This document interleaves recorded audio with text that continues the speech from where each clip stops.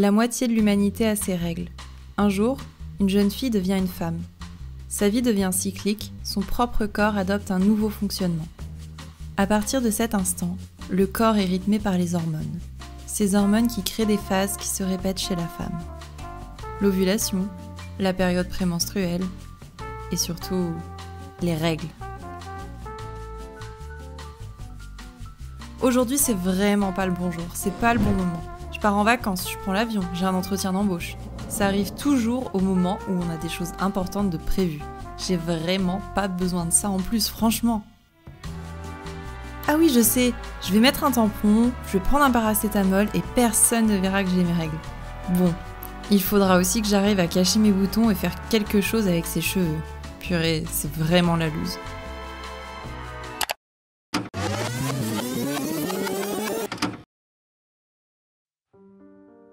Je vais vous dire un secret. Je n'ai jamais eu ce genre de pensée. Je n'ai jamais vécu mes règles comme une contrainte. Dès mon premier cycle, j'ai eu une grande chance. Mes règles ont été acceptées et même célébrées. On m'a expliqué que cette période était naturelle, qu'elle allait se répéter tous les mois et que cela signifiait que je devenais une femme. Alors j'ai directement associé cette période à quelque chose de positif. Célébrer les règles d'une jeune fille est un cadeau qu'on lui fait pour le reste de sa vie. Alors oui, pour moi, l'arrivée de mes règles est très souvent synonyme de joie. C'est aussi pour cette raison que j'ai décidé de supprimer les tampons, les serviettes et tout ce qui est protection jetable pas vraiment clean pour ma santé. Je me suis tournée vers les culottes de règles. Les porter m'apporte un vrai plaisir en cette période. Je choisis ma culotte de règles comme je choisis ma tenue du jour. Elle m'apporte un sentiment de sécurité, comme un petit nid douillet. Et puis surtout, je me sens belle comme ça, je me sens femme. Tout cela donne un autre élan à ma journée. Ce discours n'est pas le plus courant dans nos sociétés. Depuis maintenant trop longtemps, les règles sont vues comme étant sales. Les femmes sont indisposées. On met des protections hygiéniques comme pour nous rendre plus propres. Tous ces éléments de langage et ces mots qui nous persuadent que tout ce qui se passe dans notre corps est impropre, secret, voire tabou.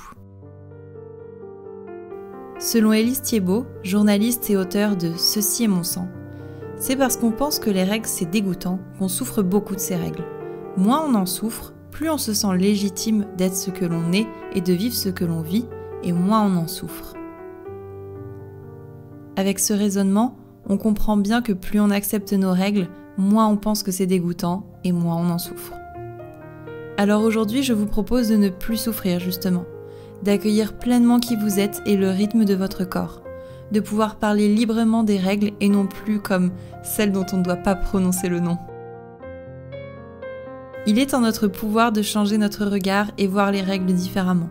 Nous pouvons décider de les accueillir et d'en faire une force, quelque chose qui nous rend vivantes et qui font de nous des femmes, ces êtres incroyables capables de porter et de donner la vie. Alors non, la douleur ne s'envolera pas. Certaines femmes souffrent d'endométriose, mais nous pouvons prendre le temps d'accueillir ces règles, ces douleurs, ces émotions et faire en sorte que ça soit moins tabou. Et finalement, si tous ces mots étaient simplement des indicateurs à apprivoiser. Pendant ma période prémenstruelle, je suis infiniment triste et sans aucune raison.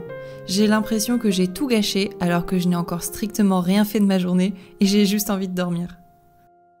Une fois que mes règles arrivent, je ressens un soulagement.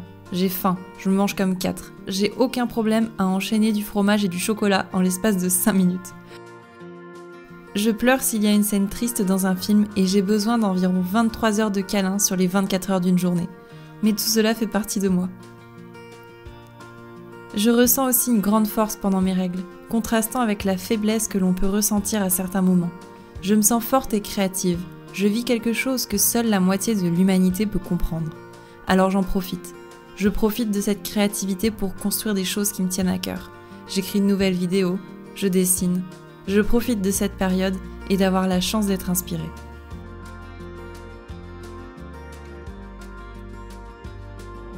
Je me dis que mes règles font partie de moi et me rendent encore plus unique.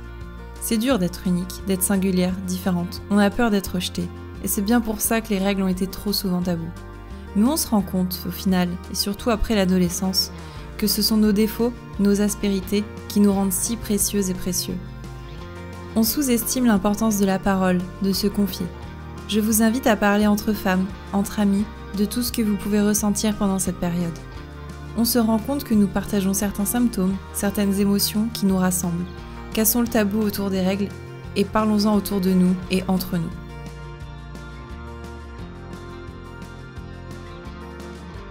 Prenons ce temps pour célébrer, pour se faire plaisir ou pour manger tout ce qui nous fait plaisir sans limite et simplement pour le kiff.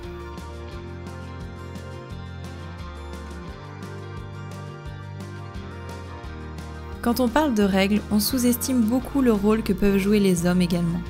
Si on ne leur explique pas ce qui se passe dans notre corps, si on ne leur parle pas de nos sensations, ils ne peuvent pas deviner et nous comprendre. Apprendre à communiquer dans son couple sur ces règles, c'est essentiel. Aujourd'hui, les règles et la contraception, tout ça doit être l'affaire autant des hommes que des femmes. Expliquer tout cela à son partenaire, c'est lui donner l'opportunité de nous aimer pleinement. On a parfois peur, on pense qu'il ne faut montrer que ce que l'on a de meilleur pour mériter l'amour. Je vous assure que c'est faux, soyons simplement nous-mêmes. Je vous propose de faire l'expérience par vous-même. À votre prochain cycle, je vous invite à célébrer vos règles, en cueillant une fleur, tout simplement, en vous achetant votre pâtisserie préférée, ou même encore un petit bijou significatif.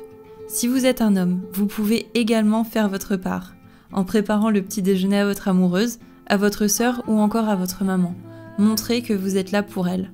Pendant la durée de vos règles, accueillez vos douleurs, testez de nouvelles protections hygiéniques, testez des plantes pour soulager vos différents maux. Changez votre regard sur vos règles, commencez à les vivre différemment et votre corps vous le rendra.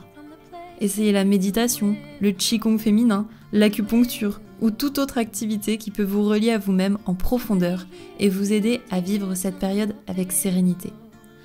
En réalité, les règles ne sont pas un moment de faiblesse, c'est ce qu'on nous a fait croire pendant très longtemps. Il y a eu une appropriation excessive des règles de la part de la religion, de certaines cultures, mais personne, je dis bien personne, ne peut vous dire quoi faire avec votre corps. Vous êtes capable de voir les choses différemment, de vivre différemment cette période et de vous faire rayonner. Petit à petit, plus vous accepterez tout ça et plus vous vous sentirez forte, fière de vous et même prête à soulever les montagnes, peu importe à quel moment de votre cycle vous vous situez.